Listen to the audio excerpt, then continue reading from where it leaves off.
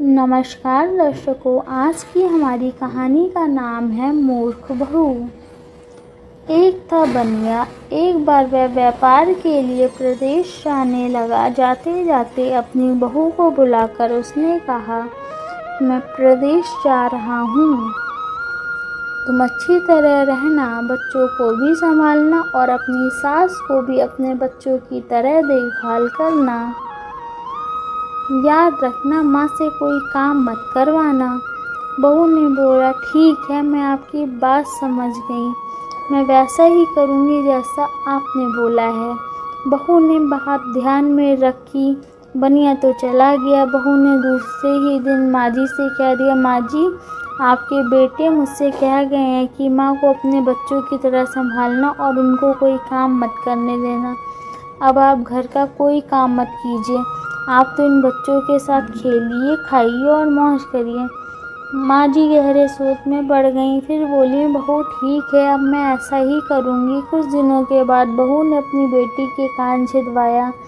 उस समय बहू को अपने पति की यह बात याद आ गई कि माँ को बच्चों की तरह ही संभालना। इसलिए बहू ने माँ जी के कान में छिदवाने की बात सोची। उसने माँ जी से कहा, माँ जी चलिए, आपके कान छिदवाने हैं। सुनकर माँ जी घबरा उठी। उन्होंने बहू से कहा, बहू, मुझे अपने कान नहीं छिदवाने हैं, क्या अब अपने इस बुढ़ापे में मैं कान छिदवाऊँ? बहू बोली, जी नहीं माँ जी, आपको ये तो करना ही होगा। मैं नहीं चाहती कि आपका बेटा मुझे कुछ कहे, इसलिए आपको मैं अच्छे से देखभाल करूँगी। मेरी दोनों आंखें बराबर हैं, जैसी लड़की हैं वैसी आप ही हो। माँ जी मन ही मन समझ गई और सुनार के पास बैठ के उन्होंने अपने कान छिदवा लिए। सुनार ने कान छेड़े और कान में धागा भी डाला। बहू जिस तरह रोज रोज लड़की के कान में तेल लगाती थी, उसी तरह माँ जी के कान में भी लगाती रही।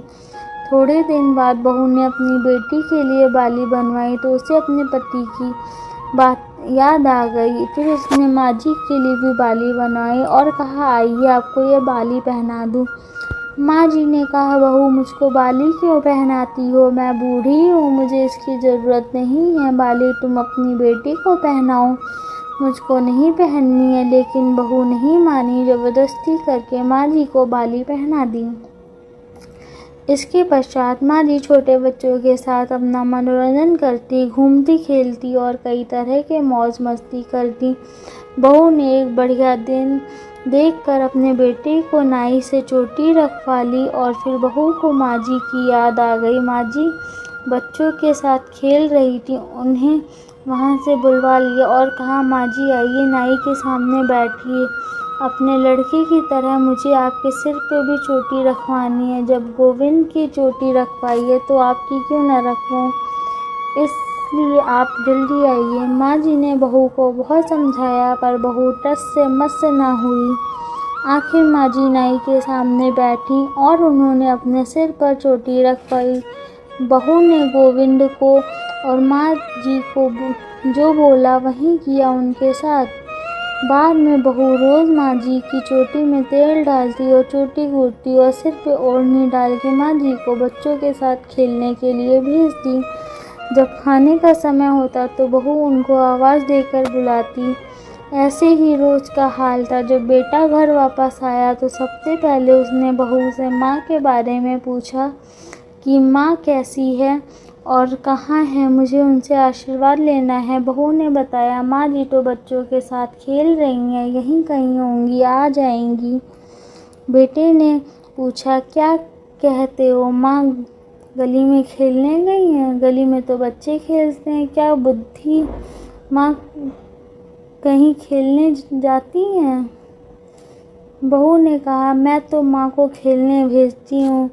आपने कहा नहीं था कि माँ का बच्चों की तरह ध्यान रखना? मैंने तो लड़की की तरह ही माँ का भी कान पिंधवाए और कानों में बालियाँ पहनाई। जब लड़के की चोटी रखवाई तो मैंने माँ की भी चोटी रखवा ली थी। जब मैं सबको खेलने भेजती हूँ तो माँ को क्यों ना भेजूँ? मुझको सबके साथ साथ एक सा व्यवहार करना चाहिए। पति समझ गया कि उसकी मूर्ख स्त्री की अकल का दिवाला निकल गया है। बाद में पति के कहने पे बहू ने माँ को पुकारा। माँ जी गली में से खेलती खेलती आईं और अपने बेटे को देखकर उसकी आंखों में आंसू छलछला आए। माँ की हालत देख के बेटा भी दुखी हो उठा। बहू की मूर्खता के लिए बेटे ने माँ से माफ़ी मांगी और बहू को बड़ी उल्टी सीधी सुनाई। धन्यवाद। अगर आपको हमारी कहानी पसंद आई हो तो वीडियो को लाइक करें, चैनल को सब्सक्राइब करें, शेयर करें और कमेंट करें।